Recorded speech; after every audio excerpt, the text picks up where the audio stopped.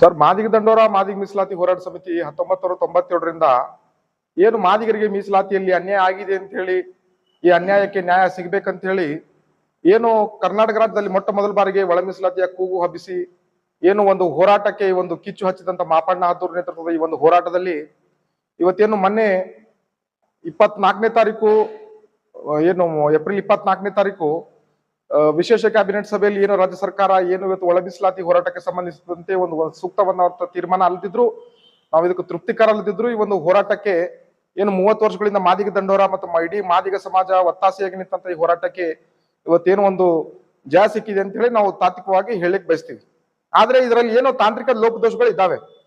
ಆವನೂರು ಆಯೋಗದ ವರದಿ ಪ್ರಕಾರ 76ರಲ್ಲಿ ದೇವರಾಜ್ ಅರಸು 1976ರಲ್ಲಿ ನೇಮಿಸಿದಂತ LG ಹಾವನೂರು ನೇತೃತ್ವ ಆಯೋಗ 57.2% ಮಾದಿಗರಿದ್ದಾರೆ ಮತ್ತು ಆಮೇಲೆ 8% ಮಾದಿಗರಿಗೆ ಮೀಸಲಾತಿ ತಕ್ಕಬೇಕಂತೇಳಿ 76ರಲ್ಲೇ ವರದಿ ಕೊಟ್ಟಿದ್ದಾರೆ.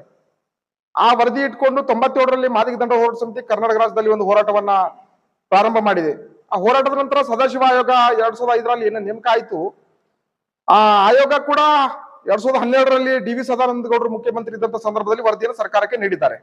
76ರಲ್ಲಿ 8% ಮೀಸಲಾತಿಯನ್ನ LG ಹಾವನೂರು ಕೊಡ್ಬೇಕಂತ ಹೇಳಿದ್ರೆ 6% ಮೀಸಲಾತಿ ಸದಾಶಿವ ಆಯೋಗ ಕೊಡ್ಬೇಕಂತ ಸರ್ಕಾರಕ್ಕೆ ವರದಿಯನ್ನು ಸಲ್ಲಿಸಿದ್ದಾರೆ. ಅದೇ ರೀತಿಯಾಗಿ ಏನು 2024 ಆಗಸ್ಟ್ 1ನೇ ತಾರೀಕು ಸುಪ್ರೀಂ ಕೋರ್ಟ್ನ ಸಾಂವಿಧಾನಿಕ ಪೀಠ DY ಚಂದ್ರಚೂಡ್ ಮುಖ್ಯ ನ್ಯಾಯಮೂರ್ತಿ ಅವರ ನೇತೃತ್ವದ 7 ಸದಸ್ಯರ ಸಂವಿಧಾನಿಕ ಪೀಠ ಈ ಒಂದು ಏನು ಮೀಸಲಾತಿ ವರ್ಗೀಕರಣ ಜಾರಿಗೊಳಿಸುವಂತ ಅಧಿಕಾರ ರಾಜ್ಯ ಸರ್ಕಾರಗಳಿಗೆ ಇದೆ ಅಂತೇಳಿ ಏನು ವರದಿಯನ್ನ ನೀಡಿದ್ದಾರೆ. ಅದೇ ರೀತಿ ಆ ವರದಿಗೆ ಸಂಬಂಧಪಟ್ಟ ಆ ಒಂದು ತೀರ್ಪಿಗೆ ಸಂಬಂಧಪಟ್ಟಂತೆ ಕರ್ನಾಟಕ ರಾಜ್ಯದಲ್ಲಿ ಸಿದ್ದರಾಮಯ್ಯ ನೇತೃತ್ವದ ಸರ್ಕಾರ ನಾಗಮೋಹನ್ ದಾಸ್ ಆಯೋಗವನ್ನ ರಚನೆ ಮಾಡಿ, ಆ ಆಯೋಗ ಕೂಡ ಸ್ಪಷ್ಟವಾಗಿ ಹೇಳಿದೆ, ನಾಗಮೋಹನ್ ದಾಸ್ ಆಯೋಗ ಮಾದಿಗರೇ ಕರ್ನಾಟಕ ರಾಜ್ಯದಲ್ಲಿ ಹೆಚ್ಚಿನ ಸಂಖ್ಯೆಯಲ್ಲಿ ಇದ್ದಾರೆ ದಲಿತರಲ್ಲಿ ಅಂತ ಹೇಳಿ ಒಂದು ವರದಿಯನ್ನ ಕೂಡ ಅವರು ಸರ್ಕಾರಕ್ಕೆ ಕೊಟ್ಟಿದ್ದಾರೆ ಹೋದ ವರ್ಷ.